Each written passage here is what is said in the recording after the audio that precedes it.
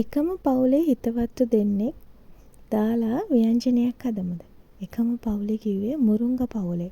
මට මේකට නැත්තම් මම මේකට මුරුංග මලුත් දාලා තමයි හදන්න ගියේ. මේ තියෙන ඊයේ අම්මලෑ ගහේ මුරුංග කැඩුවා. එතකොට මේ අතු ටික මං හොදලා පවනි ටිකක් වේල ගන්නවා.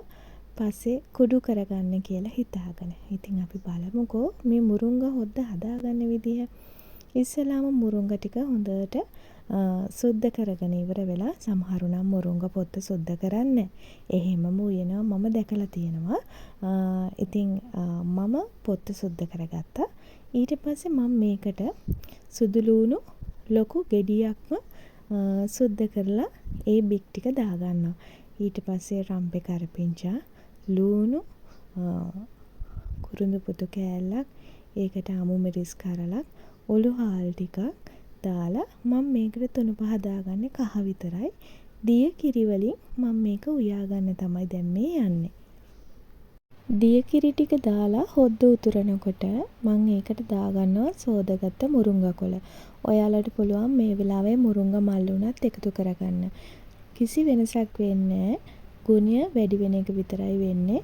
ඉතින් ඒකයි මම කිව්වේ ඉස්සෙල්ලා මුරුංග පවලම මේකට දැම්මත් ගුණය වැඩි වෙනවා. ඊට පස්සේ මම මේ එකතු කරගන්නේ උකු පොල් කිරි. උකු පොල් කිරි දාලා අතරතුර මම අබෑට ටිකක් කබලේ බෙද ගන්නවා. කබලේ බෙදගෙන ඒක කුඩු කරගන්නවා. ඔය අතරතුර හොද්ද උතුරවාගෙන එනකොට මම උළුහල් සුදු ලූණු කරපිංචා කුඩු ටිකක් එහා ගන්නවා. ඊට පස්සේ ඒකට ලුණු ටිකකුත් දාලා අන්තිමට මම උතුරනකොට කොටාගත්ත අබෑට ටික දා ගන්නවා. මේ විදිහට. මේක ගොඩාක් රස ව්‍යංජනයක්. මං කියනකට මේ විදිහට හදලා බලන්නකෝ.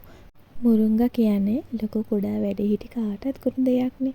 ඉතින් ඒක නිසා මුරුංග පවුලේ මල්, කොළ, කරල් තුනම එකතු කරලා මෙන්න මේ වගේ ව්‍යංජනයක් හදලා බලන්න. මේක හරිම රසට තියෙනවා. බත් එක්ක මේක විතරක් වුණත් ඇති. මං ගිහින් එන්න තනෝ.